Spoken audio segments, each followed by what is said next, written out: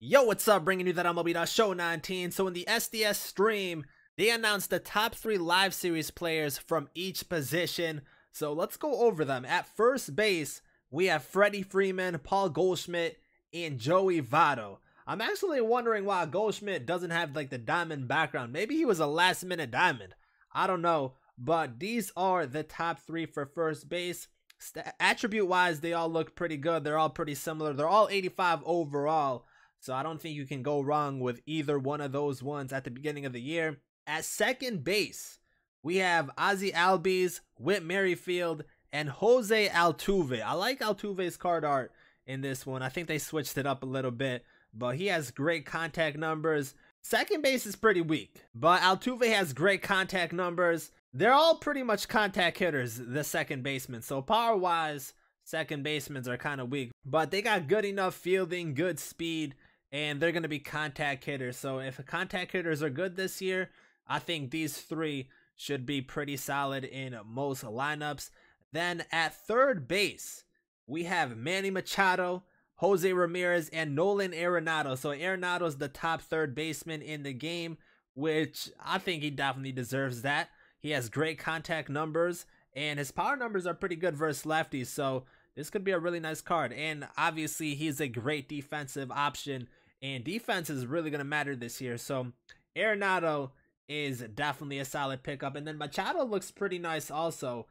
I'm not really a fan of Jose Ramirez. I'm just like, I feel like I'm an Indians hater, to be honest. But Jose Ramirez, he's the second best one, and switch hitter too. So he's definitely a nice option, and he has some good power and contact numbers. At shortstop, we have Andrelton Simmons, Javier Baez, and Francisco Lindor. So Simmons, probably the best defensive shortstop in the game. I would assume he's up there. Maybe Ozzie Smith could rival him. I really don't know. But Simmons, defensively, definitely going to be someone you want in your lineup if you're more into defense. Javi Baez, also a great defender, and he's pretty solid versus lefties. And then we have Francisco Lindor, a great switch hitter, good contact numbers. His power numbers, they're all right. You know, they're all right. I feel like they might be a little bit low. I don't know, but those are the top 3 at shortstop. And then for catchers, no diamond catchers. We have Wilson Ramos, Buster Posey, and JT Realmuto. Realmuto is obviously the best catcher in the league, but these catchers look pretty underwhelming. Ramos actually looks pretty nice offensively, but defense is going to be a question mark. I'm also wondering if Gary Sanchez is a silver player. He might be an 80 overall gold, but Sanchez was pretty nice last year. If he's a silver, that also could be good, because for Battle Royale, you know, those cheap silvers definitely carry you in those runs. But interesting that there is no diamond catchers. Realmuto, probably the best chance of going diamond this year out of these 3. But those are the catchers. And then we will go to left field. So we have Acuna Jr. JD Martinez starts off the year at a diamond. Got the crazy power numbers. He's probably going to be a beast this year hitting wise. Offense or defensively, he's probably going to struggle because his defensive stats don't really look that good at all. And then we have Giancarlo Stanton. Also has great power numbers. Fielding's not bad. So Stanton's going to be a nice live series option in a left field. I'm pretty sure JD is going to start off the year pretty expensive, and probably Stanton too. Most of the diamonds start off the year pretty expensive. So moving on to right field, they actually dropped 4 of them here. We have Christian Yelich, the reigning MVP. He's at an 86 overall. Bryce Harper's an 86. And then we have Aaron Judge, also an 86.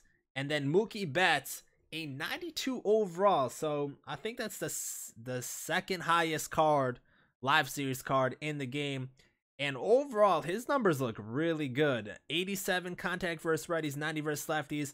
His power numbers are not bad at 65 and 77. Good vision and really good fielding stats. So because fielding is really going to matter this year, and hopefully contact hitters matter too, this could be a really, really nice card.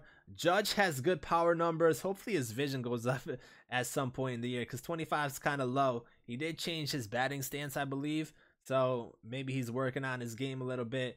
Bryce Harper has great power numbers. And then Christian Yelich, reigning MVP, pretty good offensively, it looks like. I can't really see his defense, but they look around like 70 to 75, which is not bad. So those are the right fielders. And then at center field, we have Lorenzo Cain, Starling Marte, and Mike Trout. So Trout is the top guy in the game, 95 overall, highest rated live series card. And it's a great one overall. 91 contact versus righties, 92 versus lefties, 95 power. Good fielding stats, good speed. So obviously he's going to have the best card. He's the best player in the game. And then Cain and Marte don't look bad. Actually, looking back, Springer's not in here. And then Carlos Correa is not one of the top shortstops. So I'm assuming Correa is going to be a goal player. They violating us. But moving on, we have starting pitchers. So we have Jacob deGrom, reigning Cy Young, and he has some good hit per nine and K per nine numbers. We have Chris Sale, also has good hit per nine and K per nine numbers. And then Max Scherzer, who I think is the best pitcher in the game. 91 overall, 93 hit per nine, 95 K per nine. So he got some really nice numbers right there. Actually, it's going to be interesting to see how these cards work this year, because Scherzer has good hit per nine and K per nine numbers, but his home run per nine number is kind of low. I mean, I don't know if 60 is good or not. It's going to really depend on how other pitchers are in the game, maybe flashbacks and legends. But compared to these three, he has the lowest one. So he might not be the best starting pitcher if he's going to be giving up home runs like that. And that's going to be a really, really important stat this year if it really affects the game as far as home runs going out of the park and stuff like that. But Scherzer, I think he's the third highest rated player in the game, behind Trout and Mookie Betts. So I think those are the top three right there: Mike Trout, Mookie Betts, and Max Scherzer. And then we have Chris Sale and Nolan Arenado. So those are the top five. And then moving on to relief pitchers, we got Chad Green, Josh Hader, and Andrew Miller. I'm actually surprised Miller is an 87, because I'm pretty sure he was injured a majority of the year last year. And when he did pitch, he didn't look his best. Maybe that has to do with his injuries, but he has great hit per nine and K per nine numbers. So does Hader, and Hader had a really good year last year. So these are the relief pitchers.